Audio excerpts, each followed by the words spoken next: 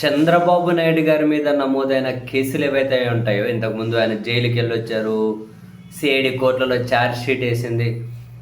ఇప్పుడు ఆ కేసులు వన్ బై వన్ కొట్టేయించుకుంటూ వస్తూ ఉన్నారు. అప్పుడు కంప్లైంట్ చేసిన వాళ్ళే ఇప్పుడు వెనక్కి తీసుకుంటున్నాము అని చెప్పి కోర్టుకు చెబుతూ ఉన్నారు. విచారణ సంస్థలు అందరూ కూడా ఏకమైపోయారు, అవి కొట్టేస్తూ ఉన్నారు. 518 క్లోజ్ అయిపోయింది. తాజాగా అసైన్ ల్యాండ్స్కి సంబంధించిన కేసు కూడా కొట్టేశారట.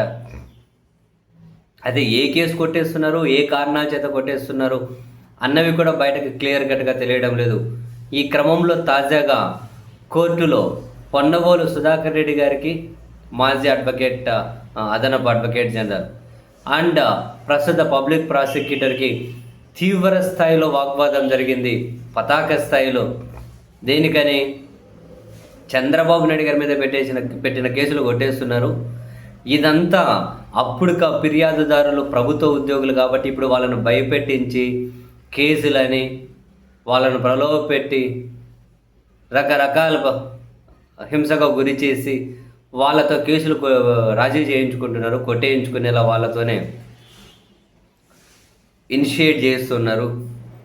సో ఇదంతా పూర్తిగా కోర్టు ఉల్లంఘనలు. ఇవన్నీ కనుక నిరూపితమైతే చంద్రబాబు నాయుడు గారి బెయిలే రద్దు అవుతుంది.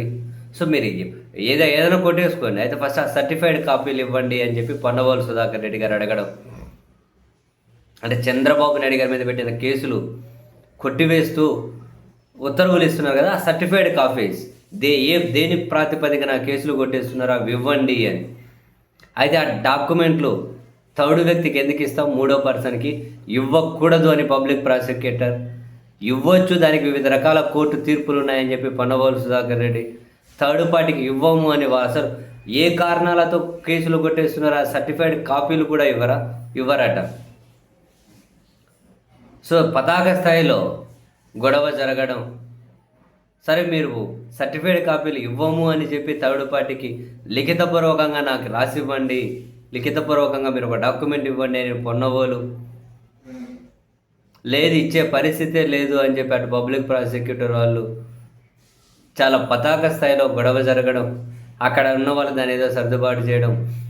చివరికి మళ్ళీ చూడాలి ఈరోజు ఏమవుతుందో. చంద్రబాబు నాయుడు గారి మీద అంత పెద్ద కేసులు అవి ఎంత ఈజీగా చూడండి లిఫ్ట్ చేసి కొట్టేయించి, ఇంత అధికారంలో ఉంటే ఇంత ఈజీగా ఉంటుంది అన్నది. ఏ కారణాలతో కొట్టేస్తున్నారు, ఆ డాక్యుమెంట్స్ ఏవి అవైనా ఇవ్వండి అని చెప్పి ఆయన అడగడం. లేదు, థర్డ్ వ్యక్తికి ఇవ్వరు, ఇంకెవరికి ఇవ్వాలి? థర్డ్ వ్యక్తికి ఎవరైతే అప్పుడు ఫిర్యాదు చేశారో వాళ్ళకి ఇవ్వాలి. వాళ్ళే రాజీ చేసుకుంటారు, వాళ్ళకి ఇచ్చి ఏం చేస్తారు? చూద్దాం, ఎప్పటికైనా డాక్యుమెంట్స్ బయటపడకుండా ఉంటాయా?